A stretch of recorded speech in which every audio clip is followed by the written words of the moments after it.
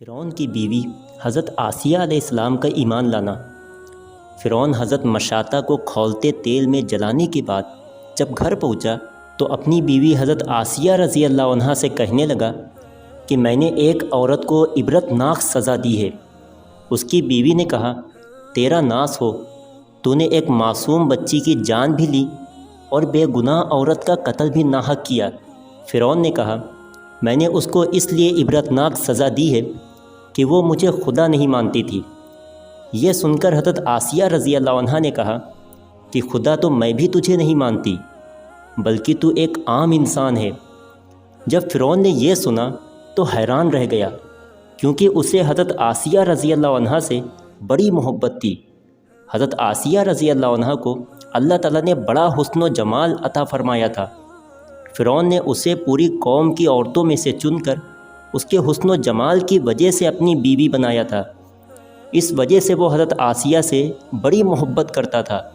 لہٰذا فرعون کہنے لگا کہ تم کیسی باتیں کر رہی ہو؟ وہ کہنے لگی، میں کہہ رہی ہوں کہ تو جھوٹا ہے۔ اصلی خدا تو وہی ہے جس کا پیغام لے کر حضرت موسیٰ علیہ السلام تشریف لائے ہیں۔ فرعون نے یہ بات سنی تو اسے بہت غصہ آیا اور کہنے لگا کہ تو اپنی اس بات سے باز آ جا اور مجھے اپنا خدا مان لے، ورنہ میں تمہارا بھی وہی حشر کرواؤں گا جو میں نے مشاطہ کا کروایا ہے۔ حضرت آسیہ رضی اللہ عنہا کہنے لگیں کہ تو جو چاہتا ہے کر لے، میرے ساتھ میرا رب ہے۔ اب میں نے فیصلہ کر لیا ہے کہ میں اپنے رب کو نہیں چھوڑ سکتی، ہاں تیری ہر چیز کو لات مار سکتی ہوں۔ جب فرعون نے یہ باتیں سنی تو وہ پھر دربار میں آیا اور پھر سے لوگوں کو بلوایا اور کہنے لگا، دیکھو یہ کتنی بڑی سازش ہو گئی ہے کہ موسیٰ علیہ السلام نے میری بیوی کو بھی بہکا لیا ہے۔ آج اس عورت کو یا تو مار ڈالوں گا یا پھر وہ اپنی بات سے ہٹ جائے۔ لہذا فرعون نے اپنی بیوی حضرت آسیہ رضی اللہ عنہا کو گرفتار کروا کر دربار میں بلوایا۔ وہ تو محل کی رانی تھیں اور اس کے اشارے پر نوکر چاکر بھاگ بھاگ کر کام کرتے تھے۔ لوگ احترام کی وجہ سے حضرت آسیہ کی طرف آنکھ اٹھا کر بھی نہیں دیکھتے تھے۔ آج وہی رانی فرعون کے دربار میں ملزم بن کر کھڑی ہے۔ فرعون نے حضرت آسیہ سے کہا کہ تو اتنے بڑے محل میں رہتی ہے، اتنی نعمتوں میں پلی ہے، میں نے تجھے اپنی محبوبہ بنایا ہوا ہے، تجھے اب محل کی ناز و نعمت والی زندگی سے محروم ہونا پڑے گا۔ بہتر ہے تو اب بھی باز آ جا اور مجھے خدا مان لے۔ وہ کہنے لگیں کہ فرعون، اب میں نے ایمان قبول کر لیا ہے، لہٰذا میں اپنی بات سے پیچھے نہیں ہٹ سکتی۔ اس لیے فرعون نے فیصلہ کر لیا کہ میں اسے بھی سزا دوں گا۔ لہٰذا فرعون نے فیصلہ کیا کہ سب سے پہلے سزا کے طور پر اسے رسوا کرو۔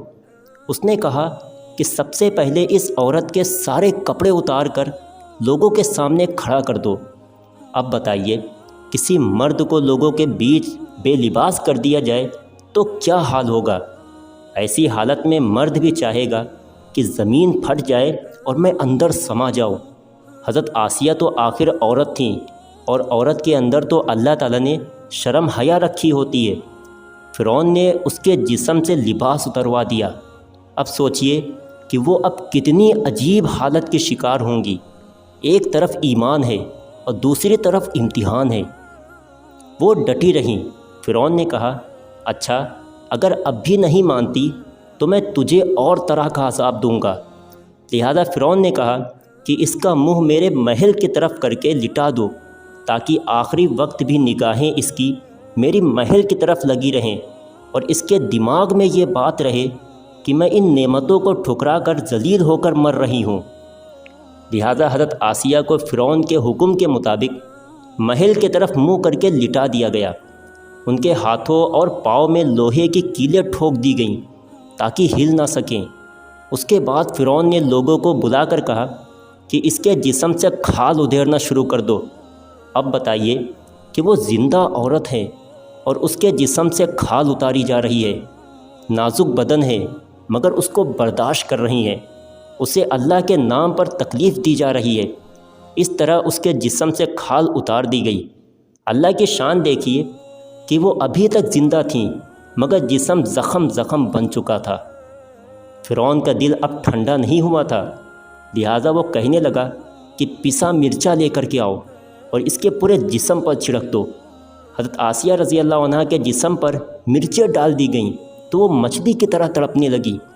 اس وقت حضرت آسیہ نے اللہ سے دعا مانگی کہ اے اللہ، فرعون کا محل سامنے ہے، وہ کہتا ہے کہ ہم نے تمہیں اس محل سے نکال دیا ہے، آج کے بعد تم اس محل میں نہیں جا سکو گی، اس لیے اے میرے پروردگار، مجھے اس محل کے بدلے میں جنت میں آپ کے پاس ایک گھر چاہیے، اور اے اللہ، میں ایک عورت ہوں، میرے اندر اتنی طاقت نہیں ہے کہ میں فرعون کے اس ظلم و ستم کو برداشت کر سکوں، اس لیے آپ مجھے فرعون اور اس کے عمل سے نجات عطا فرما دیجئے۔ اللہ تعالیٰ نے حضرت آسیہ کی دعا قبول فرمائی اور اسی وقت ان کی روح قبض ہو گئی، رضی اللہ تعالی عنہا۔